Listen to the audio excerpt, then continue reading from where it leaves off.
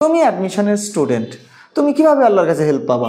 তার মানে তুমি পরিশ্রম করবা এবং তুমি প্রার্থনা করতে পারো যে আল্লাহ তুমি আমাকে শান্ত রেখো, তুমি আমাকে সুস্থ রেখো, তুমি আমার মধ্যে ভীতি দিও না, তুমি আমার মধ্যে অস্থিরতা দিও না।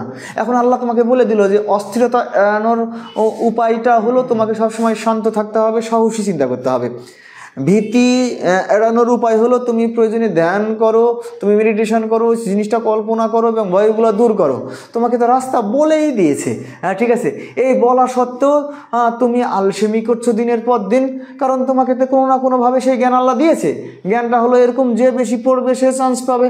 হ্যাঁ, আবার তুমি হয়তো রেফারেন্স করতে পারো যে আমি এত পড়ি আমি ভুলে যাই, ওটাও তো কোনো না কোনো জ্ঞান তোমাকে দেওয়া হয়েছে। যে বেশি পড়বে সে তত ভুলবে, আর যে যত বেশি ভুলবে সে তত বেশি আবার পড়বার চেষ্টা করবে এবং সে তত বেশি জানবে। এটা তো চরম বাস্তবতা। কিন্তু তুমি কোনো সমীকরণেই পড়বা না, আর তুমি বলবা যে সর্বনাশ করে ফেলেছে, যে আল্লাহ আমাকে সহযোগিতা করে নাই।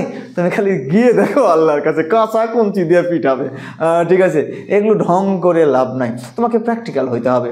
আমি জানি না যে তুমি আসলে তোমাকে নিয়ে কি চিন্তা করছো। আমি তো বলি যে আসলে তোমাকে ওই বিশ্ববিদ্যালয়ে চান্স পালে তুমি শিক্ষিত মানুষ এবং তুমি সেরা মানুষ হয়ে গেলে, ব্যাপারটা কিন্তু তা না। বরং এই রিয়েলাইজেশনগুলো বুঝে তোমার যেটা ভাল লাগে তুমি সেই কাজে নিজেকে সম্পূর্ণ সম্পৃক্ত রেখেছো, এটা তোমার জন্য ইম্পর্টেন্ট। কিন্তু কই, তুমি কি সেগুলো করছো? তুমি তো সেগুলো করছো না।